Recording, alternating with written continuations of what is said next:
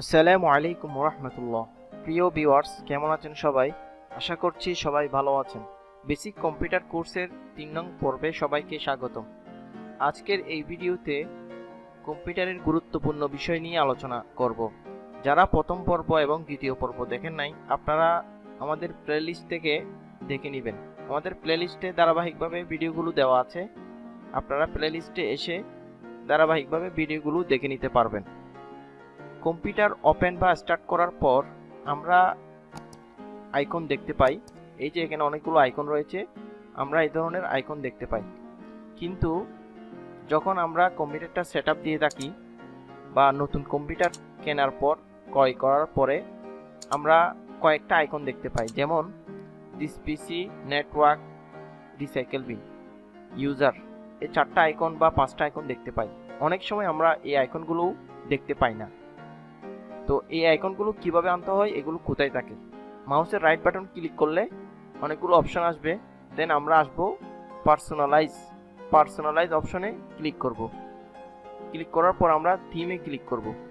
থিমে click করার পর ডান পাশে দেখেন ডেস্কটপ আইকন সেটিং, আমরা এখানে ক্লিক করব। ক্লিক করার পর একটা উইন্ডো আসবে।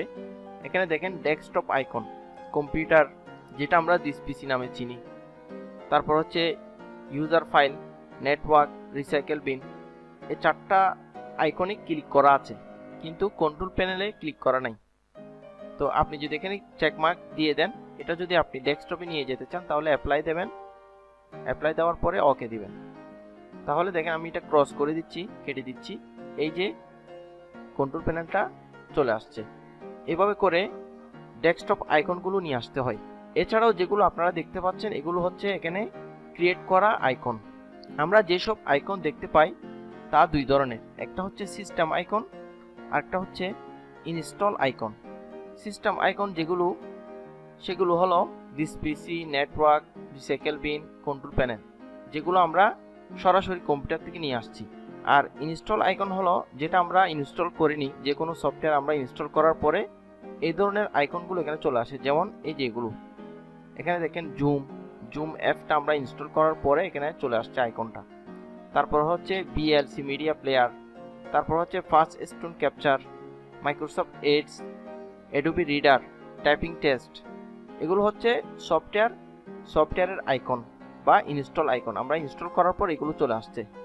এছাড়াও এখানে রয়েছে ফোল্ডার, যেগুলো আমরা এখানে ম্যানুয়ালি করছি। তাহলে আইকন 2 প্রকার, একটা হচ্ছে সিস্টেম আইকন আর একটা হচ্ছে ইনস্টল আইকন। এরপরে আমরা দেখব ভিউ অপশন নিয়ে। মাউসের রাইট বাটন ক্লিক করার পরে আমরা কি করি, রিফ্রেশ করি। যে রিফ্রেশ, কম্পিউটার ওপেন করার পরে আমরা রিফ্রেশ করি, অথবা কিবোর্ড থেকে F5 প্রেস করলে রিফ্রেশ হয়। রাইট বাটন ক্লিক করার পর দেখেন ভিউ, আমরা যে আইকন দেখতে পাই তা স্মল, মিডিয়াম, লার্জ 3 ভাবে দেখতে পাই। এই লার্জ, মিডিয়াম, স্মল এগুলো কিভাবে করে? এখন দেখেন আমি রাইট বাটন ক্লিক করে ভিউতে আসছি।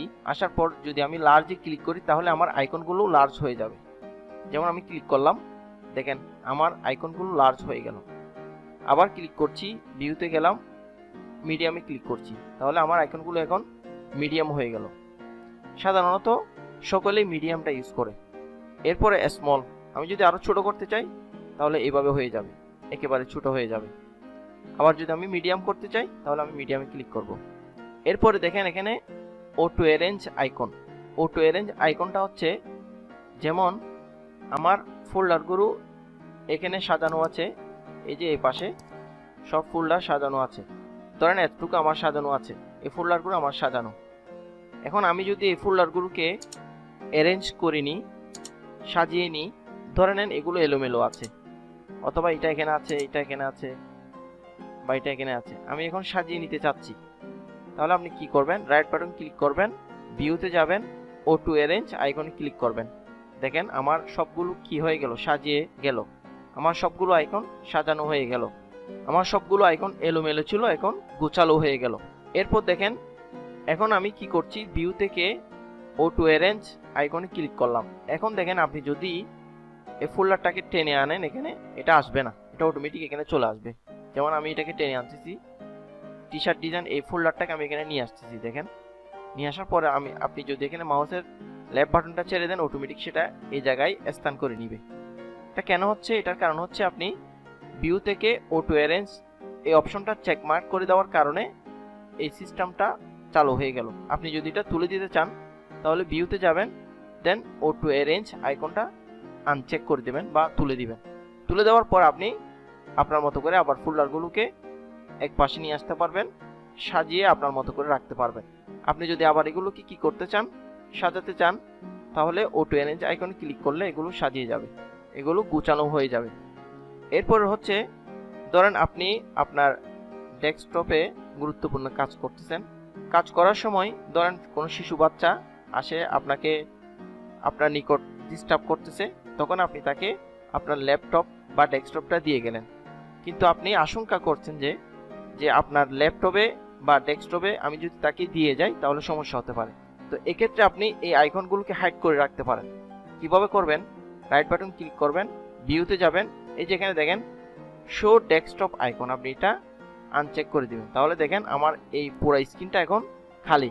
আপনি যদি আবার নিয়ে আসতে চান তাহলে ভিউতে যাবেন, এখানে চেক মার্ক করে দিবেন, তাহলে কি হয়ে গেল, আমার সব আইকন আবার চলে আসছে।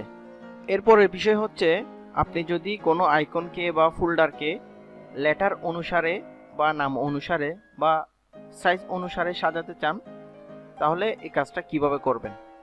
যে এখানে অনেকগুলো ফোল্ডার আছে, অনেকগুলো আইকন আছে, এগুলোকে আপনি চাচ্ছেন যে নাম অনুসারে সাজাবেন, অর্থাৎ ABCD যেভাবে সিরিয়াল আছে ওইভাবে সাজাবেন। অথবা আপনি চাচ্ছেন যে আপনার যে ফোল্ডারটা বড় ওটা ওইভাবে সাজবে, যে ফোল্ডারটা ছোট ওটা ওইভাবে সাজবে। ওই কাজটা কিভাবে করবেন? ঠিক সেম ভাবে আপনি রাইট বাটন ক্লিক করবেন, শর্ট বাই এই অপশনে আসবেন, আসার পর এখানে দেখেন name, size, item type, date, modify. এখানে দেখেন নেম, আমি যদি নেমে ক্লিক করি দেখেন অর্থাৎ নাম অনুসারে সেটা সাজবে। অর্থাৎ আইকনগুলো দেখেন কিভাবে সাজছে, AFMB আইকনগুলো এভাবে সাজছে। তারপর দেখেন ফোল্ডার যেহেতু এ আকারে নাই, এ দিয়ে কোনো ফোল্ডার নাই, তাই এখানে BFGGLNTTW। আর যেগুলো সিস্টেম আইকন আছে এগুলো কিন্তু পরিবর্তন হবে না, এগুলো ডিফল্ট এভাবে থাকবে। তাহলে এটা হচ্ছে নেম আকারে। আপনি যদি চান সাইজ আকারে সাজাতে তাহলে সাইজে ক্লিক করবেন, এই যে সাইজে ক্লিক করলাম, দেখেন আমার যে ফোল্ডারটা একটু ভারী সাইজের ওইটা কিন্তু প্রথমে চলে আসছে। আপনি যদি আবার নেম আকারে সাজাতে চান তাহলে রাইট বাটন ক্লিক করবেন, সর্ট বাই নেম। এভাবে করে আপনি এগুলো প্র্যাকটিস করতে পারেন। তারপর হচ্ছে আইটেম টাইপ, সাধারণত আমরা আইটেম টাইপ দিয়ে ইউজ করি অথবা আমরা নেম দিয়ে ইউজ করতে পারি। ডেট মডিফাইটা আমরা একটু ক্লিক করে দেখি কি হয়, এটা এভাবে হবে। এরপরে বিষয় হচ্ছে আমরা যে টাস্ক বারটা দেখতেছি এই টাস্ক বার নিয়ে আমি কিছু কথা বলবো। গত পর্বে আমরা টাস্ক বার নিয়েও আলোচনা করেছি। আপনারা দেখেন এখানে যে টাস্ক বারটা দেখা যাচ্ছে এটা খুবই গুরুত্বপূর্ণ। ধরেন আপনি কোনো কাজ করতেছেন যেটা আপনার বারবার প্রয়োজন হয়, ধরেন আপনি এমন একটা সফটওয়্যারের কাজ করেন যে সফটওয়্যারটা আপনার বারবার প্রয়োজন হয়, এক্ষেত্রে আপনি এই সফটওয়্যারটাকে আপনি আপনার টাস্ক বারে রেখে দিতে পারেন। যেমন এই যে মাইক্রোসফট ওয়ার্ড, এটা আমি এখানে রেখে দিয়েছি। তারপর হচ্ছে স্ন্যাপিং টুলটা এখানে আমি টাস্ক বারে রেখে দিয়েছি। তারপর হচ্ছে গুগল ক্রোম, ঠিক আছে, ইত্যাদি সফটওয়্যারগুলো আপনি আপনার টাস্ক বারে রেখে দিতে পারবেন। এই কাজটা আপনি কিভাবে করবেন? চান্স বক্সে আমি কি লিখবো, ওয়ার্ড লেখার পর ওয়ার্ডটা চলে আসছে এখানে, আমি এখানে ক্লিক করছি, ক্লিক করার পর এটা এখানে চলে আসছে। আমি ব্ল্যাঙ্ক ডকুমেন্টে গেলাম, যাওয়ার পর রাইট বাটন ক্লিক করে পিন টু টাস্ক বার করে দিলে সেটা এখানে দেখে যাবে। আর যদি আমি কেটে দিই তাহলে এখান থেকে চলে যাবে। পিন টু টাস্ক বার করে দিলাম, এখন আমি কেটে দিচ্ছি, তাহলে এই সফটওয়্যারটা এখানে রয়ে গেল। এখন আমি যদি ক্লিক করি সাথে সাথে ওপেন হয়ে যাবে। এভাবে করে যে কোনো সফটওয়্যার আপনি পিন করে রাখতে পারেন, পিন টু টাস্ক বার। অন্যভাবে করা যায়, সেটা হচ্ছে আপনি স্টার মেনুতে ক্লিক করবেন, ক্লিক করার পর আপনার সফটওয়্যারগুলো দেখবেন, প্রয়োজনীয় যে সফটওয়্যার থাকে এগুলো আপনি এখানে পিন করে রাখতে পারেন। যেমন আমি চাচ্ছি নোটপ্যাড, ক্লিক করলাম, এই যে নোটপ্যাড, রাইট বাটন ক্লিক করবেন, পিন টু টাস্ক বার করে দিলে সেটা এখানে চলে আসবে। এই যে পিন টু টাস্ক বার এখানে চলে আসছে। আবার যদি কেটে দিতে চান রাইট বাটন ক্লিক করবেন, আনপিন ফ্রম টাস্ক বার, এখন চলে যাবে। অন্যভাবে করা যায়, আপনি স্টার বাটনে ক্লিক করবেন, ক্লিক করার পর নিচে আসবেন, এই যে এক্সেল, আমি চাচ্ছি এই এক্সেলটাকে আমার টাস্ক বারে রেখে দেব। তাহলে কি করবেন, আপনি এক্সেলের উপর নিয়ে যাবেন মাউসের কার্সর পয়েন্টটা, দেন লেফট বাটন ধরে এভাবে টেনে টাস্ক বারে এনে ছেড়ে দিবেন। দেখেন এখানে আমার এই এক্সেলটা টাস্ক বারে চলে আসছে। এভাবে করে আপনারা এই বিষয়গুলো প্র্যাকটিস করবেন। তো আজকে এখানে শেষ করছি। আপনারা যারা পূর্বের ভিডিওগুলো দেখেন নাই, এগুলো অবশ্যই দেখে নেবেন। সবাই ভালো থাকবেন, সুস্থ থাকবেন এই প্রত্যাশা করছি। আল্লাহ হাফেজ।